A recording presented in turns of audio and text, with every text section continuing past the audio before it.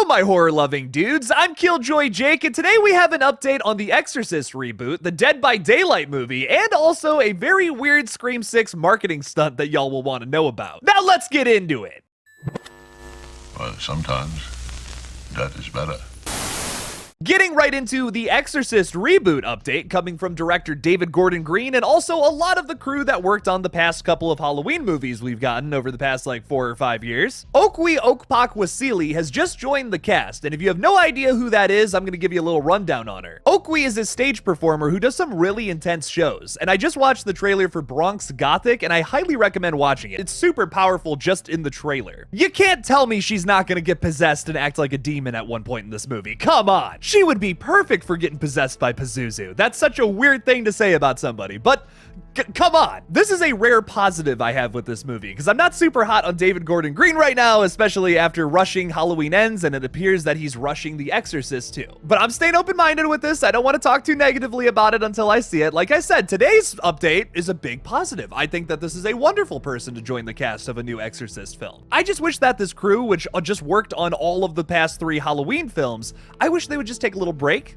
Just take some time to really plan out this new Exorcist trilogy, make it the best it can be, and hopefully it just doesn't feel like money grabs like how that last Halloween film did. I'm still gonna give it a chance. I'm gonna go into it with an open mind, and I really hope it's good. I am rooting for it. I just think that the way that they're preparing for it maybe is not the best way they could possibly do that. I can at least count on Okwe here to give a great performance though, so at least there's that. You know, the most fun updates are the ones that come to you while you're in the middle of a big update video of a bunch of small stories. And speaking of that, we just got ourselves yet another fun update. Isabella Merced has joined the cast of the new Alien movie. This is really exciting news for me for a few reasons. Isabella is from Cleveland, Ohio, my hometown, and she's actually friends with one of my friends, Andrew Oliver. He's the guy who edited our fan film, Red Right Hand, and we might be working on a little feature together right now, but that's all I can say about it. I've heard some very funny and positive things about Isabella, and I'm very excited for her to be working with Fede on a new project. Fede Alvarez is one of my favorite horror directors in the business right now. He made one of the best remakes, reboots, whatever of all time, Evil Dead 2013. It is truly one of my favorite horror movies. It's just a masterpiece from start to finish. He worked on both the Don't Breathe movies. He produced that Texas Chainsaw Massacre movie from last year that everybody hated, unfortunately. I dug it. I don't know, maybe that was just me though. But now the guy has his hands on the Alien franchise, and oh boy, do we need another good one of those. Because I'll tell you what, Prometheus and Covenant, if you haven't seen those, you can skip them. There's just nothing about those movies that I really care for. Where those movies were just trying to explain some stuff from the original Alien that didn't really need to get explained, this movie is being described as an original standalone film, which is very much so what you need to do to continue this franchise at this point. That is so muddy and so messy. Like, Alien 3 is no better than those aforementioned movies. I don't know what the heck is going on in that one. I have total faith in Fede. I think he's gonna kill it with this one, especially working with Isabella here and also Kaylee Spaney. And in case you want some Alien stuff, like right now, perhaps, Noah Hawley is actually working on a series for FX based in the Alien franchise as well. That should come out sometime this year. So Alien fans have a lot of good things to look forward to. Your boy's excited. Getting into our next update, a new Dead by Daylight movie is in the works over at Atomic Monster and Blumhouse. With Blumhouse's Five Nights at Freddy's in the work, generating a lot of hype right now, especially because it features Matthew Lillard in the cast.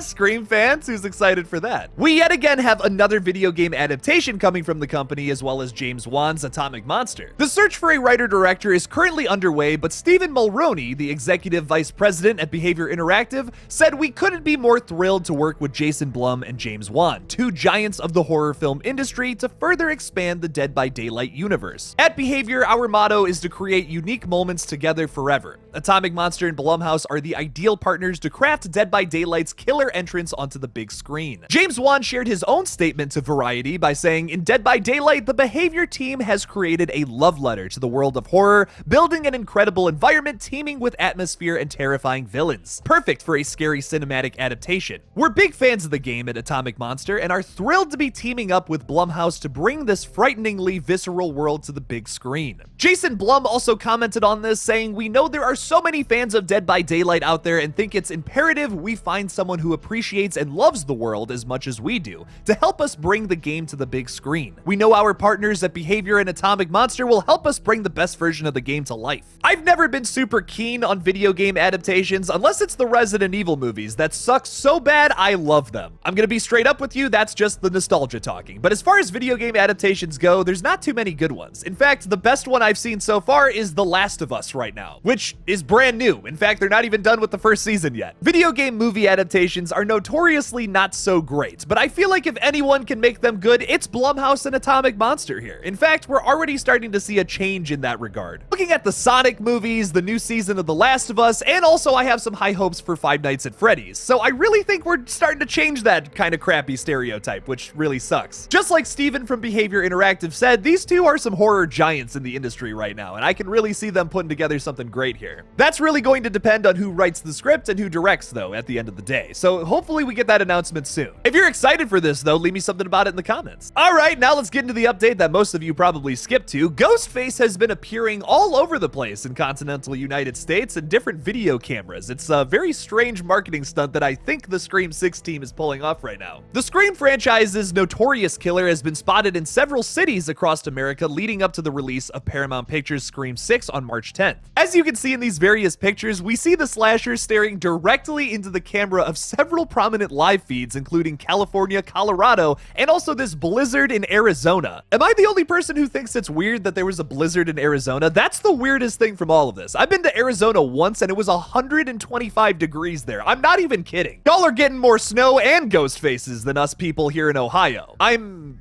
jealous, I guess? While this may seem like a nothing update, I actually kind of want to talk a little bit about a theory I have with Scream 6 that relates directly to this. While Ghostface has already promised that they're going to be something different this time around, I think that this movie is going to even take one step further into that by doing some world building. If you look at a lot of the promotional stuff for Scream 6, you see a lot of ghost faces all over New York City, and I don't know how that's going to play into the overall film. I think that they're teasing something bigger here. And with this little bit of marketing, it almost kind of confirms some of my suspicions that we're going to start seeing some ghost faces pop up all over the world, perhaps. Now, keep that in mind while I talk about this next thing, which is Kirby Reed's involvement in the film, something that has a lot of us perplexed. While it's awesome that they brought Hayden Panettiere's beloved character back to life from Scream 4, I also feel like maybe she plays a bigger role in the film than what we know. I think that Kirby's role in Scream 6 will be to set up the world of Scream a little bigger than what we've known before. Maybe we have Ghostface incidents happening all over continental United States, popping up in a blizzard in Arizona, for instance. Maybe we can finally get snowy Scream, something a lot of Scream fans have been wanting to see. There's rumors that a 7th film is in the works, and also another TV show is somewhat in development, so I think that this could be set up for that personally. Since Kirby Reed is an FBI agent, maybe she's hunting down Ghostface killers all around the world. Is it a bit of a stretch? Of course it is, but these movies are a bit of a stretch, man. When you think about it, how many different people are going Ghostface to kill people? Well,